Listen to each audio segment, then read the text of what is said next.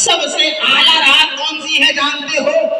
ہم لوگ تو یہ سمجھتے ہیں کہ شب قدر سب سے افضل، جس کے تعلق سے اللہ کا قرآن کہتا ہے اِنَّا أَنزَلْنَاهُ فِي لَيْلَةِ الْقَدْرِ، کہ قرآن کو ہم نے لیلۃ القدر میں نازل کیا ہے۔ قرآن رمضان کے مہینے میں اور لیلۃ القدر میں نازل ہوا، اور رب کا قرآن کہتا ہے وَمَا أَدْرَاكَ مَا لَيْلَةُ الْقَدْرِ، اے لوگوں تم کیا جانو کہ لیلۃ القدر کتنی بڑی رات ہے۔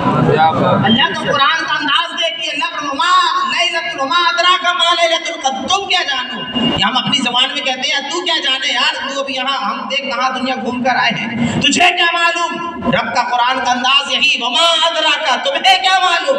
مَا لَيْلَةُ الْقَدْرِ، لیلۃ القدر کے اندر کیا ہے، کتنی عظمت، کتنی رحمت، کتنی برکت والی رات ہے۔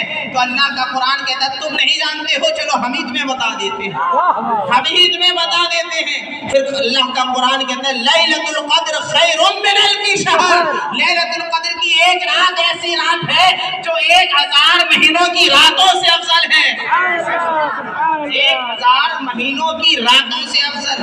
صبح جائیے گا یا بھی جائیے گا تو سونے سے پہلے کیلکولیٹ کیجئے گا 1000 مہینے، ایک مہینے میں 30 راتیں یا 29 راتیں یا 31 راتیں، 30 کا مہینہ بھی ہوتا ہے، 29 کا مہینہ، 31 کا مہینہ ہوتا ہے، ایک مہینے میں 30 راتیں، 2 مہینے میں 60 راتیں، 3 مہینے میں، 4 مہینے میں، 100 مہینے میں، 1000 مہینے میں کتنی راتیں ہوئی؟ زور سے بولیے، 1000 مہینے کے برابر نہیں، 1000 مہینوں کی راتوں کے برابر، 1000 مہینوں میں جتنی راتیں ہیں ان تمام کے برابر لیلۃ القدر ہے، ان تمام کے برابر۔ زور سے بولیے کیا ہے؟ لیلۃ القدر شب قدر ہے۔ لیکن علامہ عبدالحق محدث دہلوی فرماتے ہیں سنیوں اپنی قسمت میں ناز کرو، جو شب قدر اتنی افضل ہے، لیکن جو شب میلاد رسول ہے، جس رات میں اللہ کا محبوب تشریف لایا ہے، وہ شب میلاد شب قدر سے بھی افضل ہے۔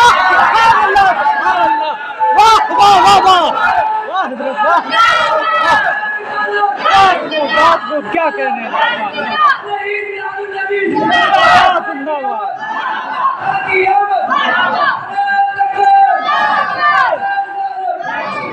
لوگوں نے پوچھا عبدالحق تم نے شب قدر کو کم فضیلت والا بتایا اور شب میلاد کو شب قدر سے افضل کیسے بتا دیا؟ تو آپ کا جواب سنو، عبدالحق محدث دہلوی کی شخصیت کا نام ہے جس کو وہ بھی مانتے ہیں جو میلاد کو نہیں مانتے، ان کو بھی وہ بھی مانتے ہیں عبدالحق محدث دہلوی۔ ان کا جواب سنو، انہوں نے کہا یار مجھے بتانا یہ شب قدر اتنی افضل کیوں ہے، یہ شب قدر اتنی فضیلت والی کیوں ہے، شب قدر کی اتنی برکتیں کیوں ہیں؟ تو کہنے والا بڑا بھولا تھا، کہنے لگا جانتے نہیں ہو، اتنے بڑے عالم ہو، شب قدر میں قرآن آیا ہے، قرآن آیا ہے، قرآن۔ عبدالحق محدث دہلوی کہتے ہیں بڑا بھولا معلوم ہوتا ہے، جس رات میں قرآن آئے اس کی عظمت کو مانتا ہے، اور جس رات میں قرآن والا آئے، اللہ کا قرآن کہہ رہا ہے لو انزلنا هذا القرآن على جبل لرأيته خاشعا متصدعا من خشية الله، اگر ہم اس قرآن کو دنیا کے پہاڑوں پر نازل کرتے تو دنیا کے پہاڑوں میں طاقت نہیں تھی کہ اس قرآن کے جلال کو برداشت کرتے۔ تو آپ اندازہ لگاؤ پھر یہ قرآن نازل کہاں ہوتا، پھر یہ قرآن ہمیں ملتا کیسے، پھر یہ قرآن ہم تک پہنچتا کیسے؟ جو قرآن کی رٹ لگا رہے ہیں، جو قرآن کی صدائیں بلند کر رہے ہیں کہ قرآن اتنا افضل ہے، قرآن تمہیں ملا کس کے صدقے میں ہے؟ اگر محبوب کا سینہ نہ ہوتا تو قرآن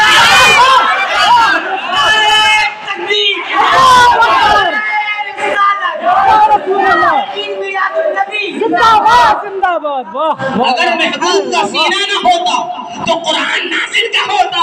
اللہ کا قرآن کہہ رہا ہے کہ دنیا کی کسی شے میں، کسی چیز میں اتنی طاقت نہیں تھی کہ میرے کلام کے جلال کو برداشت کر سکے سوائے محبوب کے سینے۔ محبوب کے سینے پہ قرآن نازل ہوا۔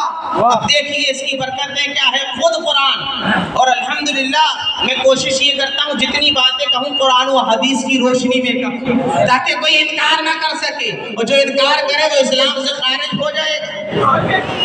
اللہ کا قرآن کہتا فَإِنَّمَا يَسَّرْنَاهُ بِلِسَانِكَ، وَلَقَدْ يَسَّرْنَا الْقُرْآنَ لِلذِّكْرِ، ایک طرف تو قرآن کی آیت کہہ رہی ہے کہ قرآن اتنے جاہو جلال والا ہے کہ اس دنیا کے بڑے بڑے پہاڑ اس کی عظمت و جلال کو برداشت نہیں کر سکتے، لیکن یہ قرآن چھوٹے چھوٹے حافظوں کے سینے میں کیسے لگا؟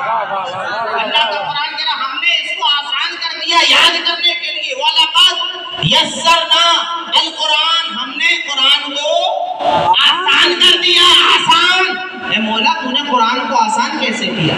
یہ قرآن آسان کیسے ہوا؟ یہ تو جاہو جلال والا کلام تھا۔ تو دوسری آیت پڑھو، قرآن ہی سے حوالہ لو، قرآن ہی سے جواب لو۔ دوسری آیت کہہ رہی فَإِنَّمَا يَسَّرْنَاهُ بِلِسَانِكَ، محبوب ہم نے اس قرآن کو آسان کیا ہے آپ کی زبان کے صدقے میں، آپ کی زبان کے صدقے میں۔ محبوب پڑھتے رہے الحمدللہ رب العالمین الرحمن الرحیم، پورا قرآن محبوب پڑھتے رہے، زبان رسالت سے قرآن کے الفاظ نکلتے رہے، قرآن آسان ہوتا جس رات میں قرآن آئے، جس رات میں قرآن آئے وہ شب قدر ہے، اور جس رات میں قرآن والا آئے وہ شب میلاد رسول ہے۔ اگر یہ شب نہ ہوتی تو قرآن نہ ہوتا، یہ شب نہ ہوتی تو اللہ نے حدیث قدسی میں فرمایا ہے لولاک لما اظہرت الربوبیہ، محبوب اگر تمہیں پیدا کرنا مقصود نہ ہوتا تو میں اپنے رب ہونے کو بھی ظاہر نہیں فرماتا۔ بات سمجھ میں آ رہی ہے؟ میں اپنے رب ہونے کو بھی ظاہر نہیں فرماتا۔ اور ایک حدیث قدسی میں رب نے فرمایا میں نے مخلوق کو پیدا فرمایا، میں نے چاہا کہ اللہ لوگ مجھے پہچانے، میں نے چاہا کہ لوگ مجھے پہچانے، میری ذات کا عرفان، میری ذات کی معرفت حاصل کریں، تو رب فرماتا ہے تو میں نے اپنے محبوب کو پیدا فرمایا تاکہ یہ محبوب جا کر کے لوگوں کو بتائے کہ اللہ کون ہے، اللہ کی شان کیا ہے، اللہ کی قدرت کیا ہے۔ تو آقا کریم علیہ الصلوۃ والتسلیم کی آمد، حضور کی ولادت، حضور کا میلاد ہمارے اور آپ کے لیے اللہ کی سب سے بڑی نعمت ہے۔ سب سے بڑی زور سے بولیے کیا ہے نعمت؟ کون سی؟ حضور کی ذات۔ حضور کی ذات اللہ کی سب سے بڑی نعمت ہے ہمارے لیے۔ اللہ نے جتنی نعمتیں ہمیں عطا فرمائی ہیں حضور کے صدقے میں عطا فرمائی۔ اچھا جو لوگ اعتراض کرتے ہیں میلاد النبی پہ، ہے نا، آپ لوگ اپنے جو میں سوالات آپ کے سامنے جوابات پیش کر رہا ہوں آپ یاد رکھیے اور لوگ پوچھیں اس کو جواب دیجیے۔ عید میلاد النبی، اب آپ دیکھتے ہیں پوسٹر اشتہار چھپتا ہے تو کیا ہوتا ہے؟ جشن عید میلاد النبی، جشن عید میلاد النبی۔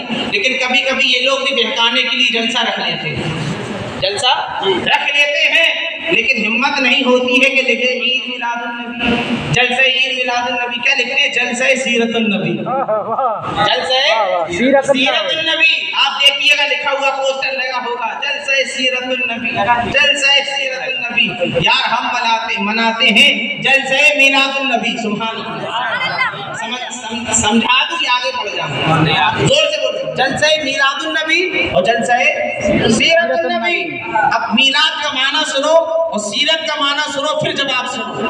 میلاد کا معنی ہوتا ہے پیدائش، میلاد یہ بنا ہے ولادت سے، اس سے بنا ہے۔ اصل میں تو واو لام دال ہے، ولد یلد، اسی سے اولاد، اسی سے والد، اسی سے ولد، سمجھ آئی؟ والد پیدا کرنے والا، ولد پیدا ہونے والا، میلاد، ولادت، یہ سب اشتقاق ہے، عربی الفاظ ہے، ایک مشتق ہوتا ہے اسی سے اشتقاق ہو کے چلے جاتے ہیں۔ ایک لکڑی ہوتی ہے اسی سے بہت سارے بیٹ بھی بن جاتے ہیں، کرسی لکڑی ہے لیکن بیٹ بھی بن رہا ہے، سو اسی عربی زبان کی خصوصیت ہے۔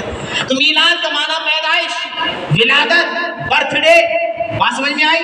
اور سیرت کا معنی ہوتا ہے اخلاق، کردار، کیریکٹر، عادت و اطباع۔ اتنا سمجھ میں آ گیا؟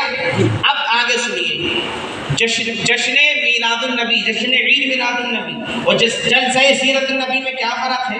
جو لوگ جلسہ سیرت النبی مناتے ہیں اس کا مقصد یہ ہوتا ہے کہ اس محفل میں، اس جلسہ سیرت النبی میں وہ آپ کو حضور کی سیرت سنائیں گے۔